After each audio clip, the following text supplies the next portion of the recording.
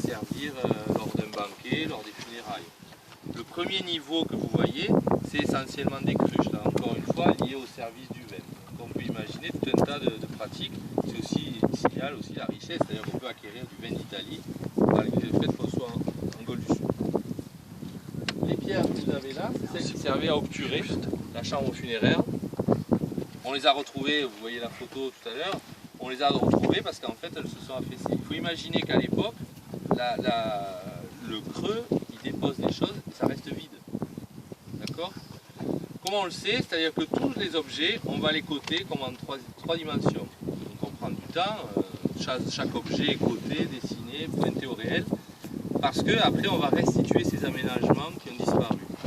On le sait parce qu'on en a fouillé quand même quelques-unes, pas aussi riches, mais on en a d'autres, où on sait qu'il y a toute une infrastructure en bois, des petites étagères sur lesquelles on posait les choses et qui avec le temps bien sûr se sont dégradées, se sont affaissées.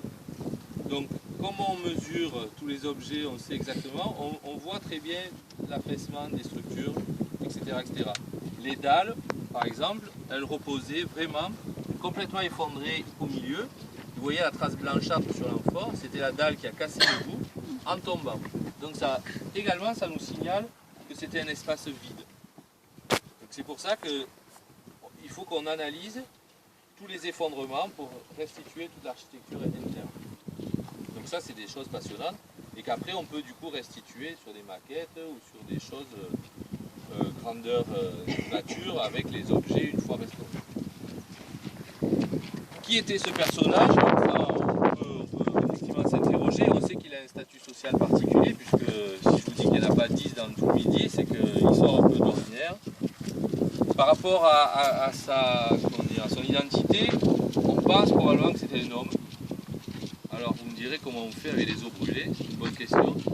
C'est parce que on traduit entre guillemets le sexe des personnages en fonction des objets que l'on donne dans la sépulture. Donc les bijoux, les objets qui sont liés au tissage, on va dire que c'est plutôt féminin. Et les armes plutôt masculines. Bon, s'il y avait un fer à repasser, on dirait que c'est féminin, ça y est. Mais bon, vous imaginez les a priori sexistes que l'on a archéologue. Hein.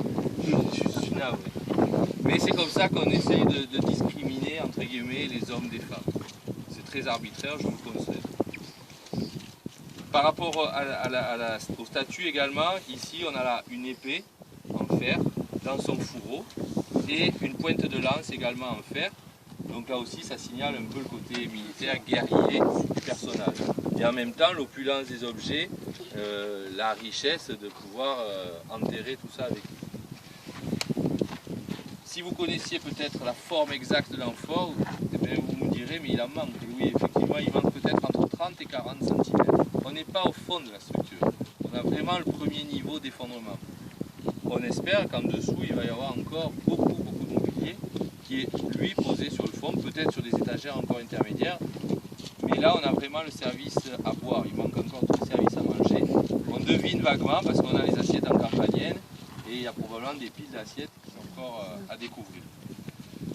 Il faut savoir que chaque pièce qui est à l'intérieur fait partie aussi d'une gestuelle, de ce que je vous disais tout à l'heure, et donc qui symbolise des moments avant la sépulture, pendant la sépulture, après la sépulture, etc. Donc il y a une collègue qui est spécialiste de tout ça, qui a étudié toutes les tombes de Nîmes, qui connaît parfaitement le sujet et qui travaille vraiment sur ces gestes autour de ces sépultures. Donc ça, vous doutez bien que